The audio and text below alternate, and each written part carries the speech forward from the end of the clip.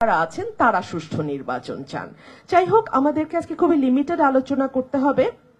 Search committee গঠনের ব্যাপারে আমি এটুকুই বলতে চাই, যেহেতু এই পজিশনগুলোতে, এই সাংবিধানিক পদগুলোতে যখন যেই সরকার ক্ষমতায় আসে, যেই দল ক্ষমতায় আসে, তারা আপ্রাণ চেষ্টা করে তাদের নিজেদের লোকদেরকে পদায়ন করতে।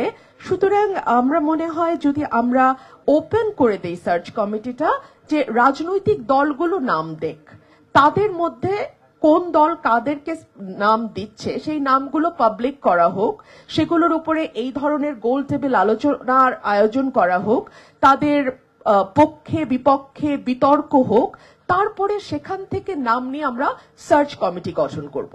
সার্চ কমিটি গঠনের পরে আবারও আসছে যে ইলেকশন কমিশনার কারা হবেন, সার্চ কমিটি কাদেরকে ইলেকশন কমিশনার হিসেবে বসাবেন, সেখানেও আমি আবারও ফিরে যাব রাজনৈতিক দলগুলোর কাছে, বিকজ তারা সবচেয়ে বড় স্টেক হোল্ডার। তাদের অনেক রকম দোষ আছে, সেটা নিয়ে আলোচনা করব পরে, কিন্তু তারাই সবচেয়ে বড় স্টেক হোল্ডার এবং দেশের মানুষ। সুতরাং আবারও আমরা ফিরে যাব সেই রাজনৈতিক দলগুলোর কাছে, সেখান থেকে নাম আসুক ইলেকশন কমিশন হিসেবে তারা কাদেরকে দেখতে চান।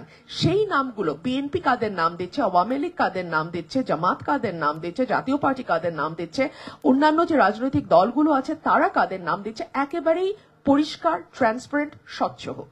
সেই নামগুলোর উপরে আবারও বিতর্ক হবে, আলোচনা হবে, তাদের ব্যাপারে পক্ষে বিপক্ষে মত যাবে, সেখান থেকে ঠিক হবে। সুতরাং আমরা যেন পরিষ্কার বুঝতে পারি যে কিভাবে একটা কমিশন গঠিত হলো।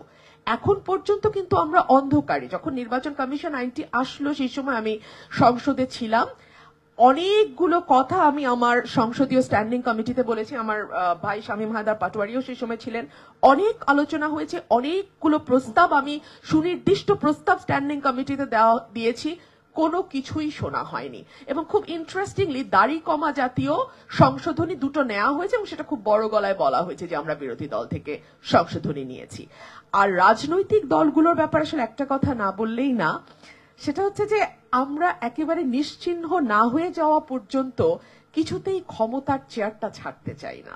এবং এটা ছাড়তে চাই না বলেই চিফ জাস্টিস থেকে শুরু করে একেবারে ইউএনও পর্যন্ত সব আমার হতে হবে, আমার নিজের হতে হবে, এবং এমন হতে হবে যাতে আমি যা চাই, যেভাবে চাই, যখন চাই, যে প্রক্রিয়ায় চাই, এক্স্যাক্টলি ওইটাই ইমপ্লিমেন্ট করতে হবে। আমি আজকে খুব মাইনিউটলি লক্ষ্য করছিলাম, আমি দেখছিলাম আজকে কিন্তু আওয়ামী লীগের কোনো রিপ্রেজেন্টেটিভ এখানে নাই, কিন্তু গত 1.5 মাস আগেও আওয়ামী লীগ ছাড়া আসলে কিছুই আমরা চোখে দেখি নাই।